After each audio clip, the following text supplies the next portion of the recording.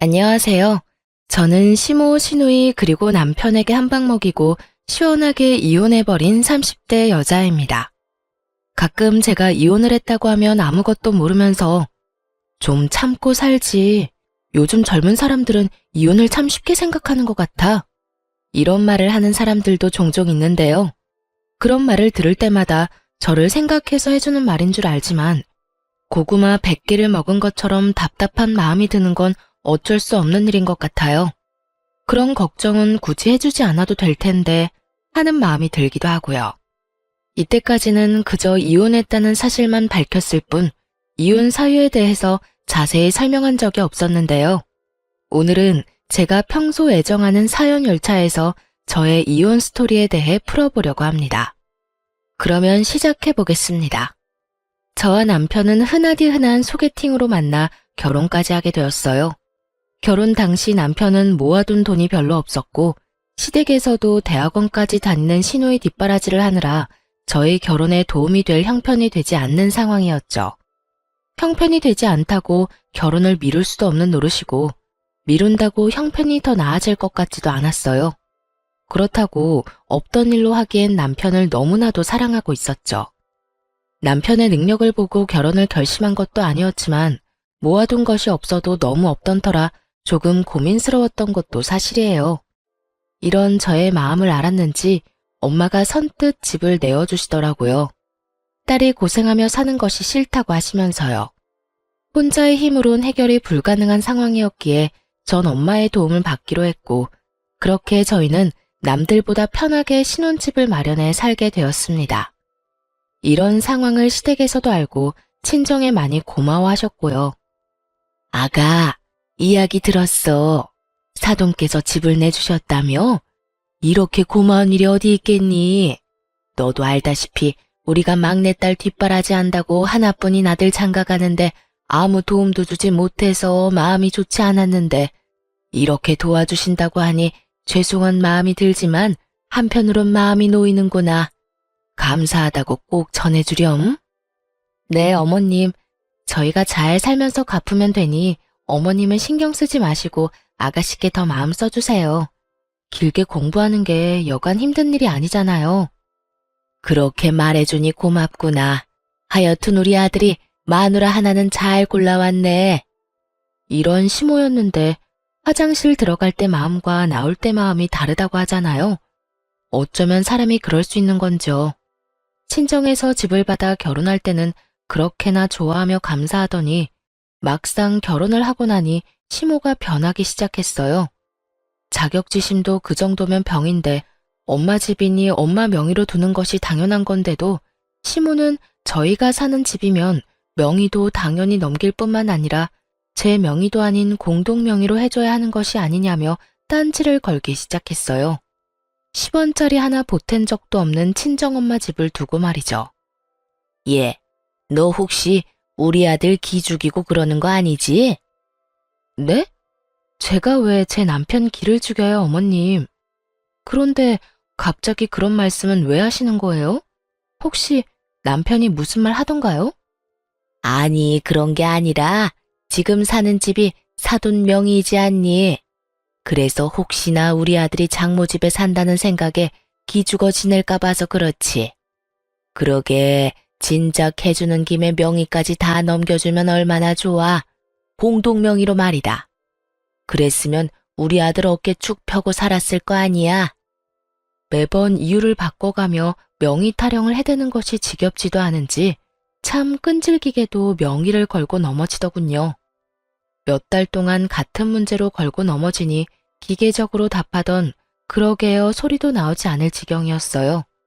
그래서 전 이 지겨운 명의 문제를 마무리 짓기 위해 조금 단호하게 나가기로 했어요.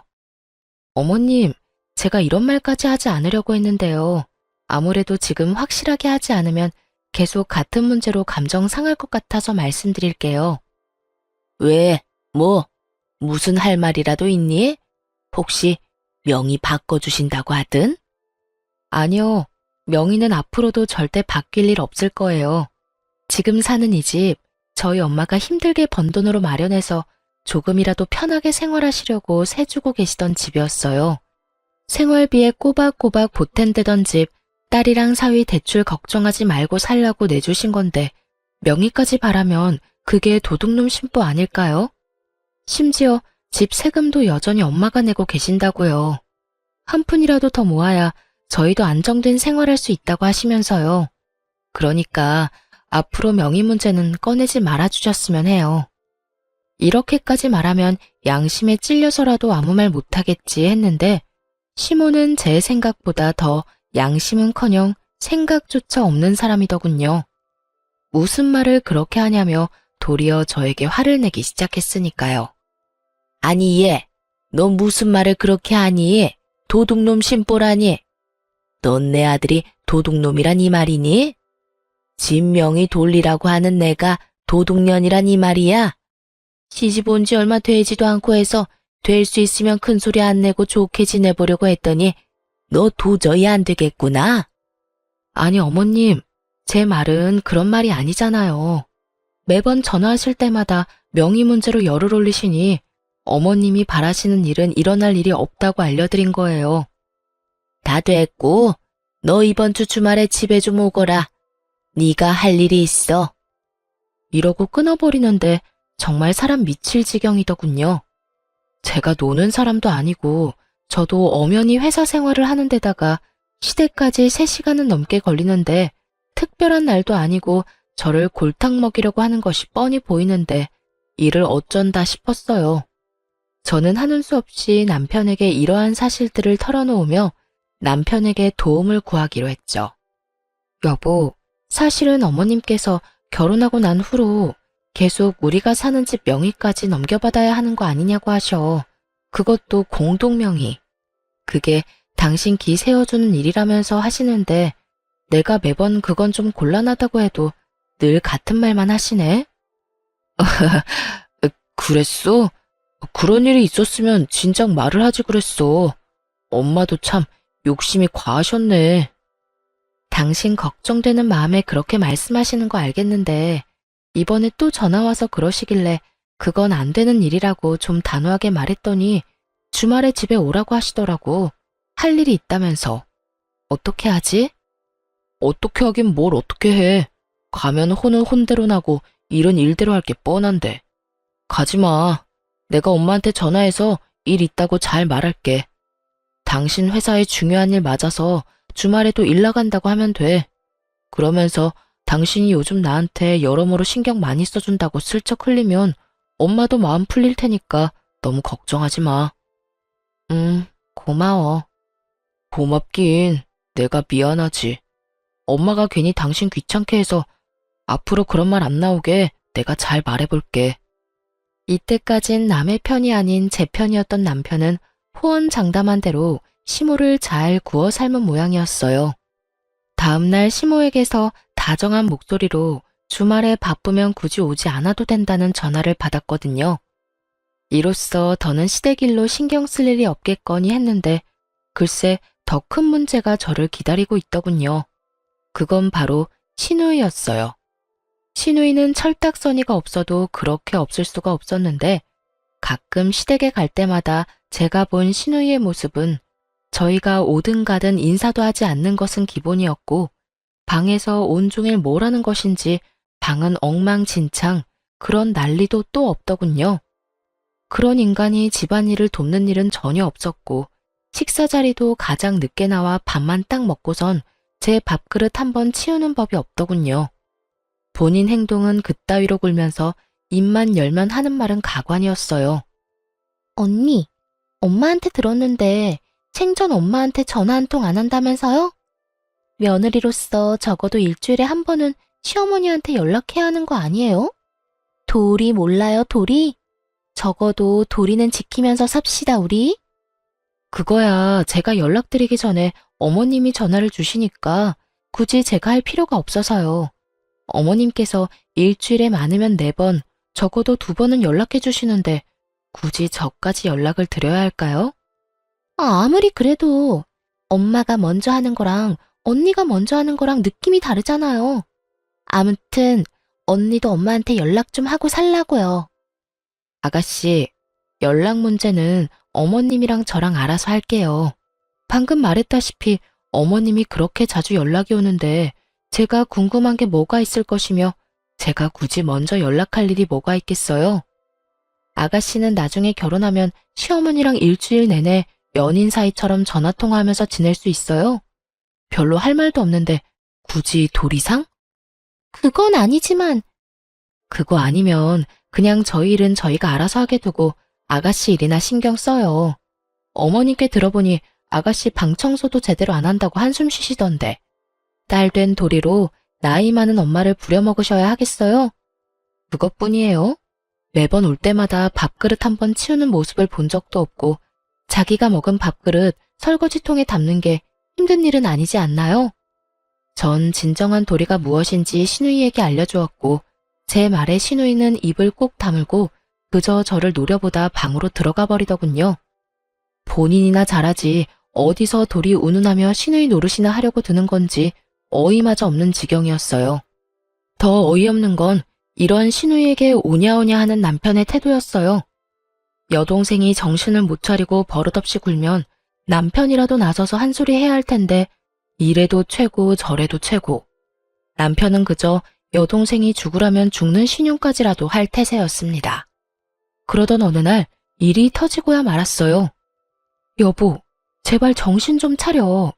많이 양보해서 아버님, 어머님이 막내딸 예뻐하는 거 그러려니 한다 치자. 그런데 당신은 도대체 왜 그래?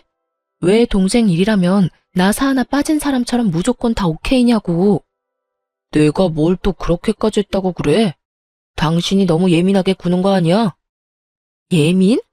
아가씨가 우리 엄마한테 째째하다고 말할 처지나 된다고 생각해? 그럴 말할 입장이냐고. 우리 엄마가 이 집 우리 살게 해준 것만 해도 감사할 상황에 뭐? 그까지 집 명의 넘겨주는 게 뭐가 대수라고 째째하게 집 깔고 앉아서 집 있는 유세 부리냐고? 그게 나이도 어린 아가씨가 할 말이야? 네, 맞아요. 시누이는 저와 남편이 있는 자리에서 저딴 말들을 아무렇지 않게 짓거렸고 그런 시누이의 말에 시부모들은 물론 남편마저 고개를 끄덕이며 동조하고 앉았더군요. 이미 시모와도 다 끝난 문제였고 하물며 남편 놈도 그런 시모가 심했다고 해놓고선 막상 시누이가 이야기를 꺼내니 시누 말이 다 맞다며 고개를 끄덕이는 꼴이라니 집으로 돌아오는 길에 너무 화가 나 남편에게 따져 묻게 된 것이었죠. 제가 이렇게 따지면 사과라도 하겠지 싶었는데 남편 놈이 뭐라는 줄 아세요? 올바른 말 하는데 나이가 무슨 상관이야? 말이야 바른 말이라고. 오늘 지연이가 하는 말 들어보니 틀린 말 하나 없던데 뭘. 지연이 말처럼 장모님이 이왕 집 내주신 김에 명의도 같이 내주셨으면 얼마나 좋아. 당신도 내신 명의까지 넘겨주실 거라 바랬던 거 다 알아. 이러는 거 있죠? 그전까진 시모의 과한 욕심이라고 하던 사람은 어디로 갔는지 여동생이 그딴 식으로 한 말을 옹호라고 나서는 꼴이라니. 남편의 말을 듣는 순간 전 머리끝까지 화가 치솟아 올랐고 그야말로 남편을 쥐잡듯 잡아버렸습니다. 알긴 뭘 알아. 내가 당신이랑 당신 집 같은 줄 알아? 어떻게 사람들이 양심이 없어? 새 한 푼 내지 않고 우리 엄마 집에서 살면서 뭐? 이젠 명의까지 내놓으라고? 거기에다 째째해?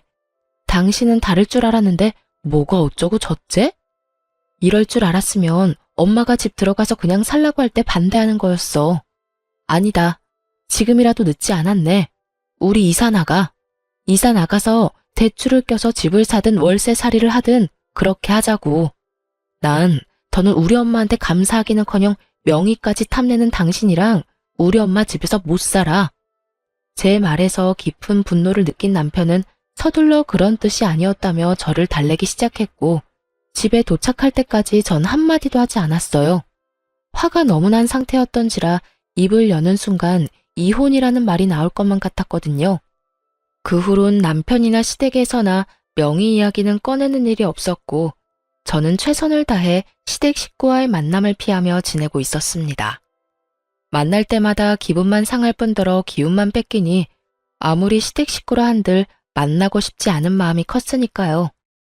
남편 역시 이런 제 마음을 알았는지 굳이 시댁 식구들과 저를 엮지 않고 지내며 가족들이 생각나거나 보고 싶은 날엔 혼자 다녀오곤 하더군요.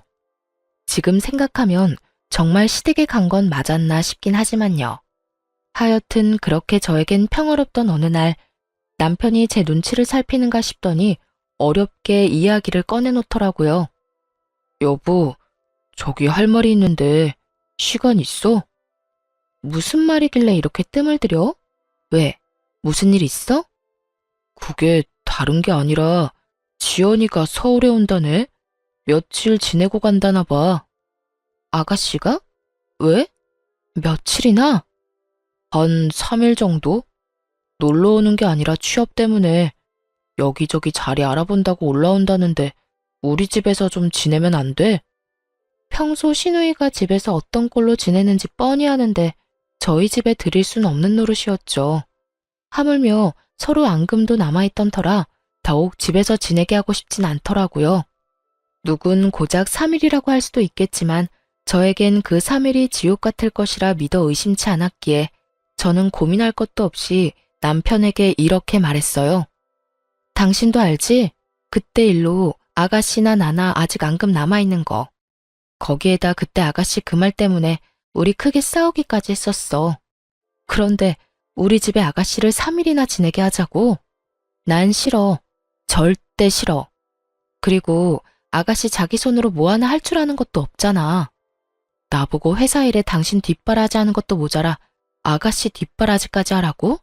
아, 싫어. 여러모로 다 싫어. 그러면 어떻게 해? 서울에 친구도 없다는데. 그러지 말고 당신이 이번 한 번만 양보해줘. 한 번이 2번 되고 2번이 3번 되는 법이야. 난 싫으니까 정 안 되겠으면 호텔이라도 보내든가. 아마 모르긴 몰라도 아가씨는 우리 집보다 호텔이 더 좋다고 할 거다. 왜? 사진 찍어서 인스타 올리고 이런 거 좀 좋아해? 그런가? 하긴 그럴 수도 있겠네. 괜히 우리 집 와서 당신하고 또 싸우기라도 하면 생각만 해도 피곤하다. 그러면 나 지연이 호텔비 결제해 줄 테니까 결제 내역에 호텔 있어도 괜한 오해하지 마. 알겠어. 오해 같은 거 절대 안 할 테니까 집으로나 데리고 오지 마. 그렇게 시누이는 3일 동안 호텔에서 지내게 되었고 저의 예상대로 시누이는 섭섭해하기는커녕 호텔에서 지내는 3일 동안 아주 만족하며 지냈다고 하더군요. 하긴 돈이 얼만데 싫다고 할 수 있겠어요. 그 뒤로도 종종 시누이가 면접 때문에 서울로 올 때면 호텔에서 지내게 되었고 그럴 때마다 남편이 달려가 결제를 해주곤 했어요. 생각보다 그 지출이 커 아까운 마음이 없었던 건 아니었지만 집으로 데리고 와 서로 얼굴 붉히고 괜한 에너지 쏟는 것보단 나은 것이라 생각했기에 그저 지켜만 보고 있었죠. 그런데 아무리 취업 때문이라고는 하지만 시누이가 너무 자주 올라온다는 생각을 지울 수가 없더라고요. 처음엔 결제만 해주고 오던 남편도 시누이가 오는 날엔 함께 저녁을 먹는다며 늦기 시작하더니 어느 순간부턴 함께 면접 준비를 한다며 외박을 하는 날도 종종 생기더군요. 그날 역시 그런 날이었어요. 여보, 오늘 지연이 오는 거 알지? 매번 면접에서 떨어지고 지연이가 요즘 힘들어해. 그래서 하는 말인데 오늘도 지연이랑 있으면서 면접 연습 좀 하려고. 그러면 오늘도 안 들어오는 거야? 아마도. 될 수 있으면 늦게라도 오겠지만 혹시 모르는 일이니까 기다리지 마. 알겠지? 고생해. 괜히 아가씨 호텔로 보냈나? 집에서 지냈으면 당신이 이렇게까지 고생 안 해도 되는 건데. 아니야. 당신 말대로 집에서 지냈으면 내가 더 힘들었겠다 싶기도 해. 당신이랑 지연이 서로 안 맞는 건 사실이잖아. 나도 지연이랑 당신이랑 다투기라도 하면 무턱대고 당신 편을 들 수도 없고 호텔에서 지내는 게 여러모로 좋은 결정이었어. 그러니까 그런 신경 쓰지 말고 퇴근하고 와서 푹 쉬어. 알겠어. 조금 미안하더군요. 남편의 외박이 잦아지며 쎄한 기분이 들었는데 저렇게까지 저를 신경 써주고 있었다니 괜히 미안한 마음이 들기도 하더라고요. 그런 마음이 들자 그래도 시누이가 취업 좀 해보겠다고 서울까지 와서 저 고생을 하는데 언니라는 사람이 마냥 손 놓고 있는 것도 좀 아니란 생각도 들었고요. 그래서 전 퇴근 후 호텔로 찾아가게 되었습니다. 평소 남편이 시누이가 올 때마다 결제해주던 호텔을 알고 있었던 터라 호텔로 찾아가 남편에게 전화를 걸었지만 전화를 받지 않더라고요. 바쁜가 하는 마음에 신우이에게 전화를 걸려는 순간 남편의 뒤통수가 보이더군요. 신우이가 아닌 낯선 여자와 끌어안다시피 어깨동무를 하고 걸어가고 있는 남편의 뒤통수가요. 그 순간 저는 정말 이성의 끈을 놔버렸고 그대로 두 연놈에게 말 그대로 돌진을 하고 말았습니다. 야, 그 여자가 네 여동생이냐? 저는 소리를 질러버렸고 저를 발견한 남편은 많이 당황한 듯 뒷걸음질을 치며 말까지 더듬고 있더군요. 여보, 여길 어떻게, 그게 어떻게 된 일이라면, 그게 말이지. 현장에서 딱 걸렸으니 무슨 변명이 필요하겠어요? 아니, 무슨 말이 생각이나 나겠습니까? 남편은 어떤 말도 생각이 나지 않는지 그저 같은 말을 반복하며 저를 보고 있더라고요. 그래, 무슨 할 말이 있겠어. 이렇게 현장에서 딱 걸렸는데 말이야. 언제부터니? 도대체 언제부터 바람 피우고 돌아다녔냐고. 그리고 바람을 피우려거든 들키지나 말지. 떡하니 아가씨가 드나들던 호텔에서 이러고 싶니? 내가 찾아올 거란 생각은 전혀 하지 못한 거야. 그 머리로 어떻게 대학은 가고 어떻게 취업을 했니? 저는 고래고래 소리를 질러댔고 그 순간 상간녀는 제 눈치를 살핀다 싶더니 도망치려 자세를 잡고 있더군요. 그래서 그냥 도망치게 뒀냐고요? 그럴 리가요. 뒤를 돌아 금방이라도 달려나가려는 상간녀의 머리채를 그대로 확 잡아버렸어요. 야, 감히 어딜 도망가려고? 이 상황 수습은 해놓고 가야 할 거 아니야. 보아하니 하루 이틀 만난 사이는 아닌 것 같은데 두 사람 언제부터 만났니? 내 남편 언제부터 만났냐고. 이거 놓고 말해요. 머리카락 다 뽑힌다고요. 아, 진짜 쪽팔리게 이게 뭐예요? 이렇게 우악스럽게 굴지 말고 이거 놓고 대화로 하자고요. 교양 없게 이게 무슨 짓이에요? 교양? 교양 같은 소리 하네.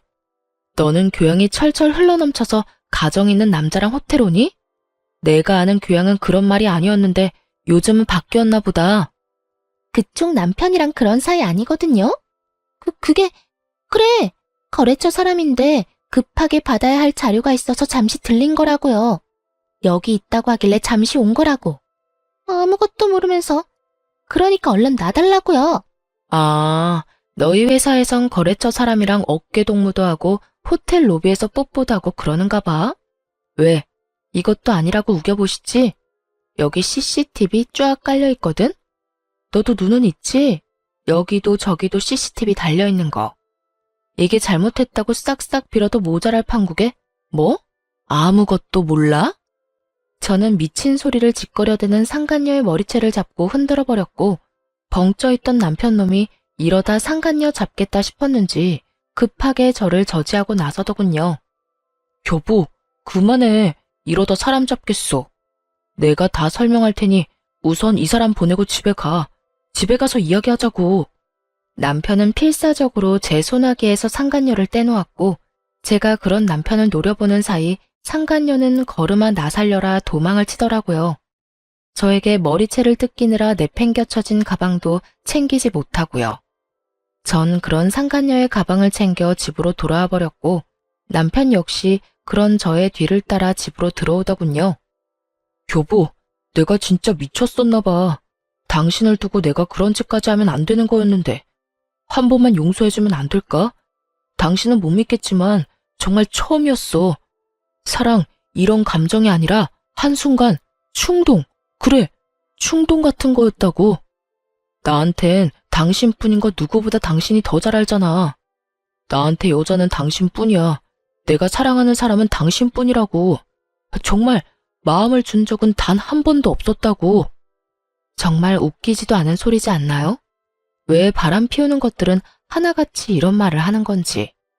어디 외도 학원이라도 다니는 것인지 남편은 외도를 저지르다 들킨 인간들의 단골 대사들을 줄지어 읊어대기 시작하더군요. 다른 건 몰라도 폭력, 외도, 도박은 절대 고칠 수 없는 병이라고 생각하던 저였기에 두말할 것 없이 이혼을 말하게 되었죠.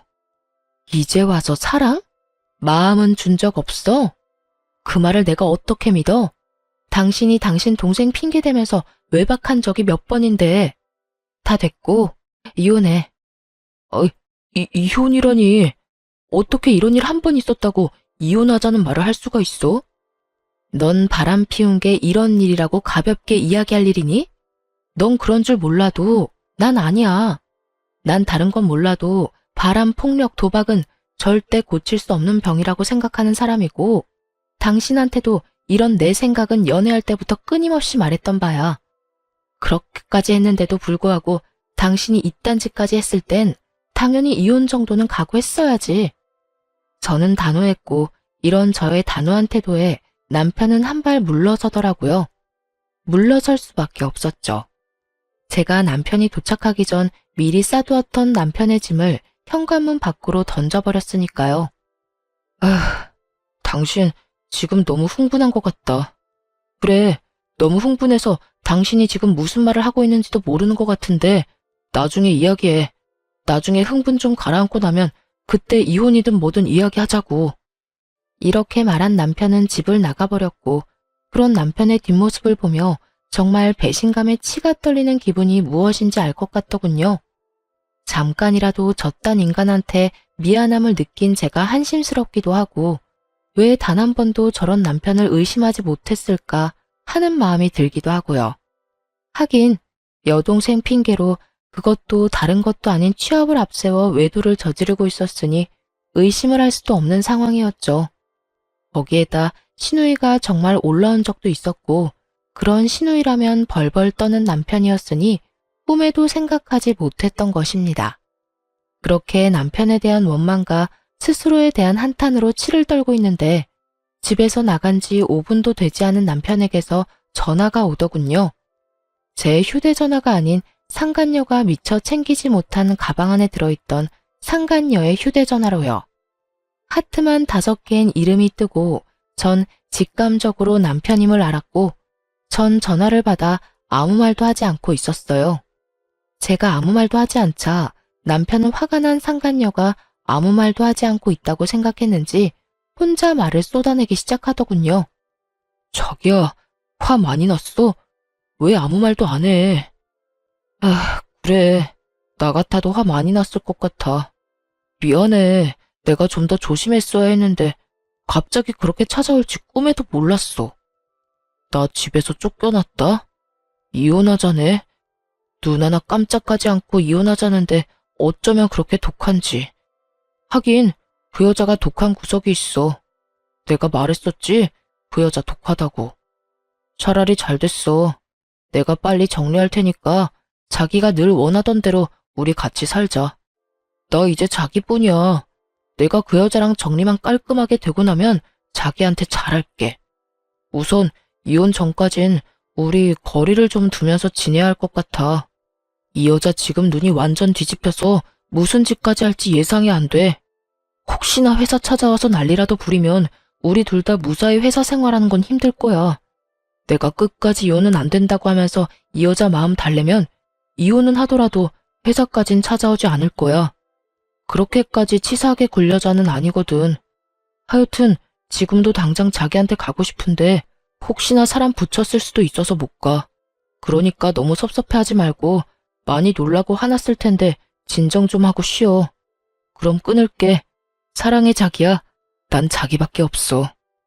끝까지 절절한 남편의 고백을 듣고 있자니 덜덜덜 떨리던 치가 촥 가라앉는 느낌이 들더군요. 머리가 확 맑아졌다고나 할까요? 배신감에 마비되었던 이성이 제자리를 찾으며 정신이 또렷해졌어요. 전 상간녀의 가방을 살펴보기 시작했고 남편의 회사명이 찍힌 볼펜부터 물티슈까지 나오더군요. 남편의 말과 회사명이 찍힌 물건들을 보아하니 상간녀는 절대 거래처 사람이 아닌 같은 회사 동료일 거란 확신을 하게 되었어요. 다음 날 전 상간녀의 가방을 챙겨 남편의 회사로 갔고, 아니나 다를까 저의 확신처럼 남편 대신 상간녀가 남편의 부서에서 저를 반겨주더군요. 여길 어떻게... 여기서 이러지 말고 나가서 이야기해요. 당신 남편도 지금 여기 없다고요. 지금 아침 회의 들어가서 여기 없어요. 그러니까 나가서 이야기하자고요. 저를 본 상간녀는 저를 잡아 끌며 속삭이기 시작했고, 전 그런 상간녀의 팔을 뿌리치며 큰 소리를 내며 말했어요. 어제 머리채 잡힌 거로는 부족했어? 어디서 감히 내 몸에 손을 대? 왜? 오늘은 뺨이라도 한 대 때려줘? 외부인의 등장과 그 외부인의 입에서 나온 자극적인 말들. 사무실 안의 사람들의 이목을 주목시키기엔 부족함이 없는 조합이었죠. 그 조합에 보답하듯 사람들의 시선이 상간녀와 저에게 꽂히기 시작했고, 상간녀는 안간 힘을 쓰며 저를 설득하려 애를 쓰더군요. 그런 게 아니라 여긴 회사잖아요. 제가 다 잘못했으니까 제발 나가서 이야기해요. 누구 좋으라고 나가서 이야기해. 내 남편은 어디 갔니? 아, 네 애인이라고 해야 하나? 이게 무슨 상황인가 눈을 반짝이며 구경하던 사람들은 제 말을 듣자마자 저마다 놀라 탄성을 자아내기 시작하더군요. 손가락질하며 그럴 줄 알았다 하는 사람들도 있었고요. 이보세요. 이것도 엄연히 명예훼손인 거 알고 있어요? 경찰에 신고하기 전에 당장 나가요. 나가서 이야기를 나누든 뺨을 때리든 나가서 하자고요. 경찰? 경찰은 내가 부르고 싶은 심정이야. 아, 다 됐고, 내 남편 얼굴 보고 가겠다는데 그것도 안 되는 거니? 호텔은 너랑 다녀도 호적은 아직 내 남편인데 얼굴 정도는 보고 가야 하지 않겠어? 이호민 씨, 혹시 이호민 씨 어디 갔나요? 제 입에서 남편의 이름이 나오는 순간 남편이 저에게로 달려오는 모습이 보이더군요. 얼굴이 사색이 되어서요. 여보, 회사까지 찾아오면 어떡해? 내가 내 발로 오겠다는데 네가 무슨 상관이야. 그리고 내가 그냥 왔겠니? 네 애인 가방 주러 왔어. 어제 호텔에서 두고 간 가방. 아, 여기 안에 전용 휴대전화도 있었는데 몰랐지. 하긴 몰랐으니까 어제 전화로 그딴 말이나 짓거려댔겠지. 여보, 그럼 어제 나랑 통화한 게 당신이야? 다 듣고 있었던 거야? 그런데 왜 아무 말도 안 했어? 내 욕을 그렇게나 하는데 내가 무슨 할 말이 있겠어. 그렇게 싫어하는 줄도 모르고 참고 산 내가 바보 등신이지. 하여튼 이 가방 안에 우리 이혼 서류도 들었으니까 도장 찍어서 법원에서 봐. 그렇게 원하는 이혼 해줄 테니까 둘이 함께 알콩달콩 잘 살아봐. 그 행복 언제까지 이어질진 모르겠지만 그렇게 소원이라니 물러서 줘야지. 여보, 그 말을 다 진심이라고 생각하는 거야? 어제는 나도 화가 나서 그랬어. 다 진심일 리가 없잖아. 그리고 아무리 그런 상황이라도 그렇지 회사까지 찾아오면 어떡해. 이렇게까지 난장판을 치면 회사 생활 어떻게 하라고. 내가 이 와중에 니놈 회사 생활까지 걱정해줘야 해? 전현 회사 생활까지 걱정해줘야 하냐고. 내가 너같이 모자란 거 데리고 살아주니까 진짜 혹은 줄 알았니? 네가 잘못했다고 빌면 마음 약해져서 네가 원하는 대로 움직여줄 거라 생각했어? 꿈도 꾸지 마라. 내가 이때껏 참고 산 건 니까지 것도 남편이었으니까, 니까지 걸 사랑했으니까 다 참고 산 거야. 이젠 나한테 사랑 같은 건 없어. 그러니까 나한테 다른 거 기대하지 말고 이혼 준비나 해. 전 냅다 소리를 질러버렸고 제 말을 듣고 있던 직원분들 중엔 저에게 감정이입을 과하게 하셨는지 우시는 분도 계시더군요. 그 사람들 사이에 손톱을 물어뜯으며 주변 눈치와 제 눈치를 살피는 상간녀와 눈이 마주치는 순간 저는 이렇게 말하고 그 자리를 떠났습니다. 너 상간녀 소송 준비해? 아주 잘 열심히 준비하는 게 좋을 거야. 내가 너도 가만두진 않을 거니까. 그렇게 무사히 이혼 통보와 함께 회사에 소문내기를 마친 저는 변호사를 만나며 이혼 준비에 정신없는 날들을 보내고 있었어요. 이혼 결정만 하면 당장이라도 이혼할 수 있을 줄만 알았는데 현실은 그렇지 않더라고요. 특히나 남편은 이혼에 협조적이지 않았고 상간녀 역시 쉽게 인정하지 않았어요. 그렇게 점점 지쳐가는 사이 저의 전투력을 다시금 일깨워주는 연락을 받게 되었어요. 그 상대는 바로 신우이였어요. 언니, 오빠 무슨 일 있어요? 오빠를 왜 나한테 물어요? 오빠를 언니한테 묻지 그러면 누구한테 물어요? 여전히 되바라진 신우이의 말을 듣고 있자니 남편 놈이 아직 시댁엔 아무 말도 하지 않았구나 싶더라고요. 이 꼴을 보기 싫어서라도 제 입으로 다 말을 해버릴까 싶기도 했지만 그래도 이런 건 본인 입으로 해야 한다 싶은 마음에 조금 참기로 했죠. 오빠 바쁠 거예요. 요즘 이런저런 일이 많아서 정신 없을 거예요. 왜요? 무슨 일 있어요? 급한 일이면 회사로 전화해 보든가요. 급하긴 한데 회사까지 연락할 일은 아니고, 그냥 언니한테 말할게요. 저 드디어 취업이 됐는데 오빠 집이랑 가깝더라고요. 한 번에 가는 교통편도 있고. 그래서 말인데 저 따로 지낼 곳 구할 때까지 오빠 집에서 지내도 되죠? 한 달 정도면 되지 않을까 싶은데. 역시는 역시다 싶더군요. 어쩌면 처음부터 끝까지 이리도 당당하게 사람 속을 뒤집어 놓을 수가 있는지 전 당연히 안 된다고 했고 신우이는 개거품을 물며 따지기 시작했어요. 하루도 절대 안 되는 판국에 한 달이요? 될 거라고 생각하는 건 아니죠? 혹여나 그런 기대 같은 거 하는 거면 버려요. 난 절대 내 집에 아가씨를 들일 생각 따윈 없으니까. 그러니까 받을 때까지 오빠한테 전화해서 그 잘난 아가씨 오빠랑 상의해요. 애먼 사람 괴롭힘을 생각하지 말고. 말 진짜 섭섭하게 하네. 언니, 오빠만 가족이에요? 언니도 엄연히 저랑 가족이잖아요. 이럴 땐 가족끼리 발벗고 서로 돕고 사는 게 도리라고요. 평소에 저를 언니 취급이라도 해줬으면 몰라 저만 봤다 하면 지나가는 개만도 못한 취급을 하던 신우이가 저딴 말을 짓거려대니 그것 참 어이가 없어 웃음이 다 나오더군요. 그 와중에 또 도리 어쩌고 하는 꼴이 잠시 사그라들었던 저의 복수 의지를 불태우기도 했고요. 이 골빈 신우이를 어떻게 해야 하나 고민하는데 저의 고민을 덜어주려는 듯 신우이가 친히 해결책을 내놓더군요. 언니, 다 됐고 언니가 그렇게 싫다고 하니 그냥 호텔로 갈게요. 매번 지내던 호텔 알죠? 거기서 한 달 지내면서 집 알아보면 되겠네. 호텔이요? 한 달? 그 돈이 얼만 줄이나 알아요? 한두 푼도 아니고 괜찮겠어요? 호텔비? 그건 언니가 줄 거잖아요. 집에도 못 오게 했으면 적어도 비용이라도 지원해줘야 하는 게 도리 아니에요?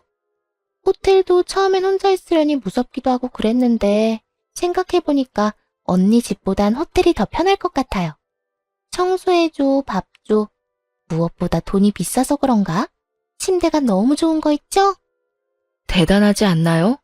저한테 돈을 맡겨둔 것도 아니고 어쩌면 이리도 당당하게 지원이란 말을 쓸 수가 있는 것인지 심지어 지원해줄 사람은 지원할 생각도 한 적이 없는데 말이죠.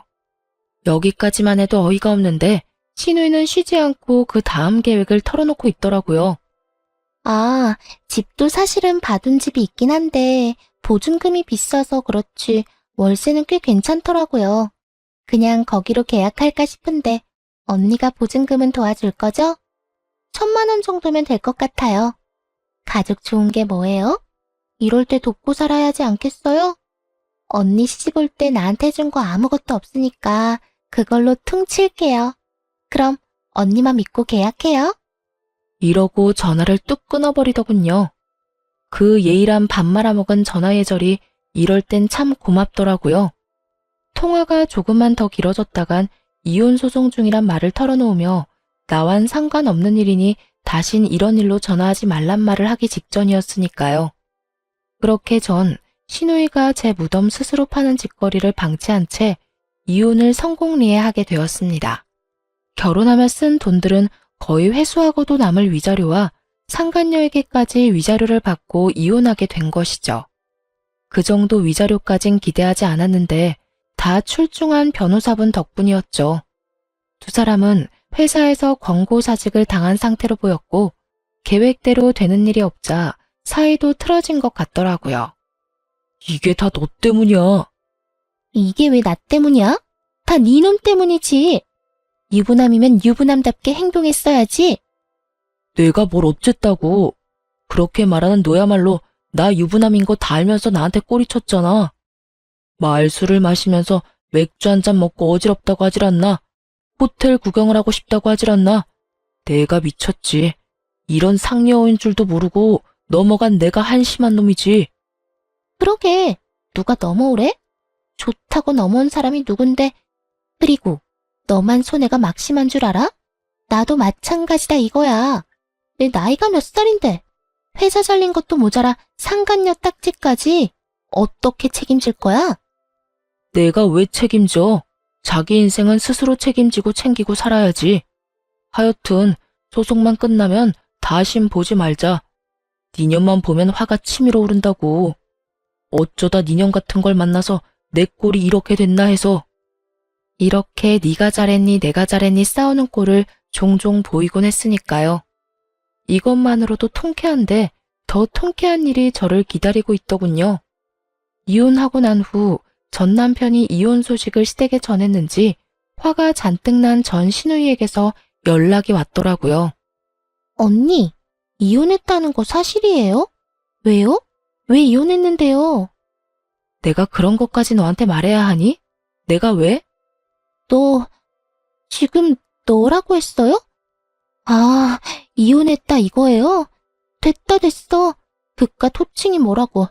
다 됐으니까 이혼했어도 내 호텔비랑 보증금은 해줄 거죠? 나 방 계약도 다 했단 말이에요. 아이 참, 왜 이혼하고 난리야? 왜 나한테 한마디 상의도 없이 이혼하냐고. 간도 크다 했어요. 저는 이러다 할 대답도 하지 않았는데 덜컥 방부터 계약했다고 난리를 부려대더군요. 거기에다 한 달이 남짓한 시간 동안 정말 호텔에서만 쭉 지낸 듯 했고요. 내가 왜? 내가 언제 해준다고 했었나?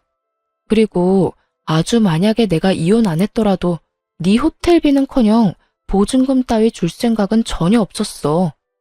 그런데 지금 이 상황에 내가 왜 너한테 돈을 주겠니? 꿈 좀 깨라. 이제 와서 그렇게나 하면 어떡해요. 지금 쓴 돈이 얼만데. 그러지 말고 호텔비는 오빠한테 달라고 할 테니까 보증금이라도 좀 해달라고요. 마지막 선물. 그래, 마지막으로 나한테 주는 선물이라고 생각하면 되겠네. 마지막 돌이라고 생각하고 오빠한테 받은 위자료로 딱 보증금만 해줘요. 해달라고요. 아, 해달라고. 이러면서 악을 쓰기 시작하는데 도저히 좋은 말론 말이 통하지 않겠더라고요. 제 입 더러워지는 것이 싫어 험한 말은 하고 싶지 않았는데 하는 수 없겠더군요. 이런 미친년이 있나? 야, 미쳐도 곱게 미쳐. 너 나한테 돈 맡겨놨어? 어디 빚쟁이처럼 돈 내놓으라고 이 난리야? 네가 쓰고 네가 쓴 돈 네가 알아서 해결해. 그리고 말끝마다 돌이 찾아대는데 그 좋아하는 돌이 너나 잘 지켜. 나이 먹고 자기 밥그릇 하나 씻을 줄도 모르고 자기 방 청소 한 번 제대로 한 적 없는 년이 어디서 감히 돌이 타령이야? 다시 한번 전화해서 돈 내놔라 하기만 해봐. 내가 네 회사까지 찾아가서 입사하자마자 잘리게 해줄 거니까. 알겠으면 끊어. 제 말이 통했는지 그 뒤론 연락 같은 건 오지 않더라고요. 얼마나 통쾌했는지 모릅니다. 제 입까지 더럽힌 것이 못내 찝찝하긴 했지만 어찌되었든 할 말은 다 했으니까 그걸로 됐다 싶었어요. 그렇게 그 질긴 인연도 끝일 거라 생각했는데 며칠 뒤 전 남편에게 연락이 와 득달같이 따지고 들더군요. 너 진짜 무슨 생각으로 그랬어? 나 엿먹이려고 그랬냐? 우리 지연이 엿먹이려고 그랬냐고. 이혼 소송 중이라고 말이라도 해줬으면 지연이가 계약까지는 안 했을 거 아니야. 이제 어떻게 할 거야? 호텔비야 내가 줬지만 계약금은 다 날리게 생겼다고. 이 지긋지긋한 인간은 끝까지 제 탓을 하며 물고 늘어지더군요. 하긴 이런 인간이니 외도나 저지르고 회사도 잘리는 게 아니겠어요? 정 그런 남편놈에게 한껏 비웃음 가득한 목소리를 내며 이렇게 말해주었어요. 동생이라는 년이나 오빠라는 놈이나 쌍으로 미쳤구나. 정신 차려. 호텔에서 돈 쓴 것도 네 동생, 생각 없이 덜컥 계약부터 한 것도 네 동생이야. 계약금 날리는 게 아까우면 네가 대출을 받든 장기를 팔든 해서 보증금 해주면 되는 거고 그것도 안 되면 네 집에 말해. 나한테 이러지 말고. 뭘 잘했다고 나한테 그런 설명을 해라 마라 명령질이야? 내가 이혼할 판국에 그런 설명까지 친절하게 하리? 제발 정신 차리고 나한테 두 번 다시 연락하지 마. 알겠어? 전화를 끄는 저는 그 지긋지긋한 인간들의 전화를 다 차단하며 비로소 전 남편과 전 시댁과의 인연의 마침표를 찍었습니다. 그 후 신혼집으로 지내던 집은 다시 세를 주고 전 친정에서 지내고 있습니다. 오만정이 떨어진 이혼이라고 한들 심적으로 너무 힘들더라고요.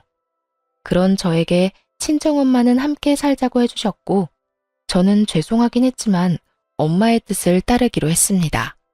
처음엔 엄마 역시 상심이 크시긴 하셨지만 그간 제가 어떻게 지냈는지 듣게 되시며 차라리 잘했다고 해주시더라고요.